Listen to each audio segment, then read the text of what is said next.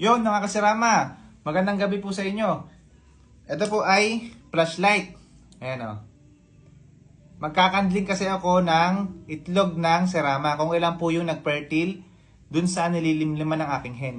Ito lang po yung aking gamit na pangkandling. Ito po ay rechargeable na. Ayan. Ayan.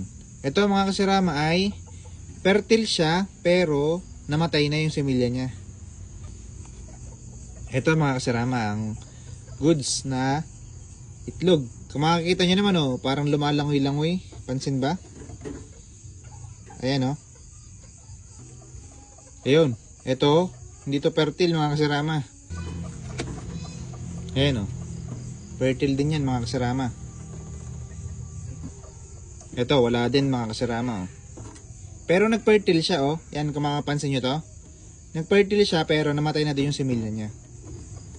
Ayun mga kasirama Fertile din yan mga kasirama. Ang itlog niya ay 8 lahat. Itong 4 na to yung fertile. Ito yung 4 na hindi nag-fertile. Ayan. Kaya ito na lang yung papalimlim natin sa kanila. Kaya mahalaga na nagkakandling tayo.